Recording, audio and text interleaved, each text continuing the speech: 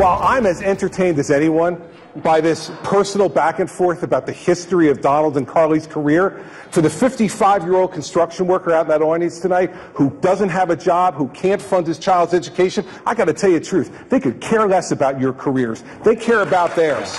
Let's start talking about that on this stage and stop playing the games.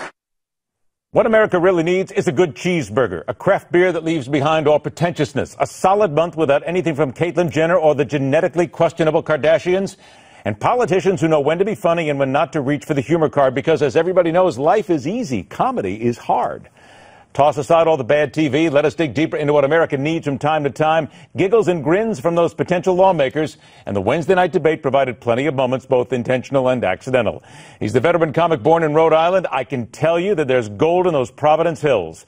A recovering lawyer featured on Comedy Central who will be headlining at the Gotham Comedy Club in Manhattan later on this month, Paul Mercurio. All right, Paul, let's get right to it. You had a chance to see it. You're looking at it from the fun side of things. Let's put Providence aside. What did you think of the Wednesday night debate? Listen, there's a lot to talk about. That clip you just showed of, where Christie's chastising Trump and Carly, he was kind of right. I mean, Trump and Carly going back and forth about, their business acumen and all of that. I think Trump was pretty jealous of Carly because she was the only person on the stage who's fired more people than he has, It's like, and when you look at this thing, it's like they should rename this debate. It should be called the GOP debate. When your football fantasy draft doesn't have enough men yelling at one woman. Like, it was just this constant, all over the place, people attacking each other. Ben Carson was unbelievable to me. Well, Ben Carson, unfortunately, let's look at it from the side of the doctor. And I've had a chance to speak with him. Wonderful man. A brilliant man, if you will, as a doctor. But he just... Okay, let's be honest. There's nothing funny about Ben Carson. Well, you want to mine some comedy gold here somewhere. Exactly. I mean, not even so much funny. I don't even ask him to do that. I want to find out who shot him with a tranquilizer dart just before the debate. I mean, seriously, he has about the energy and enthusiasm of a Ben Carson supporter. I mean, and he's a doctor. Can you imagine him being your doctor? Well, wait a minute. Maybe that's the... Paul, stop right there. He's a doctor. How many doctors do you know that you've ever been to actually have a sense of humor? I'm sorry, Mr. Mercurio, but we're going to have to remove both legs and a piece of your ear. There's no fun with these guys.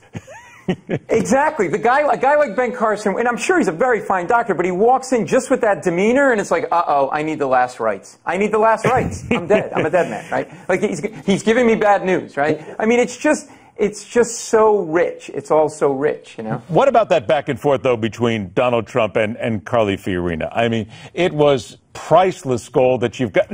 It was just Donald Trump's facial expressions more than anything else. I mean, if you could take pictures and show that on the club scene, that'd get you great laughs. Oh, it's incredible. That whole thing. I don't even know if his mouth can move any other way than that.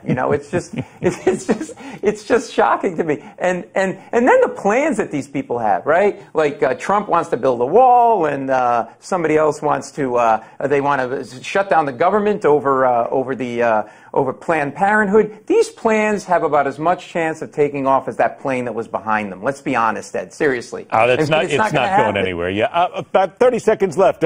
What can you mine as far as comedy gold from, and I hate to say this, but let's be honest, Jeb Bush looked very uncomfortable last night in so many ways. Oh, Jeb Bush. Oh, my God. He reminded me of his brother, George, when George debated. In fact, it got so bad that Dick Cheney came out and tried to take over for him. That's how bad it got. Look, everything, who cares? As long as Dick Cheney doesn't come out loaded. I mean, with the gun with him, we're fine.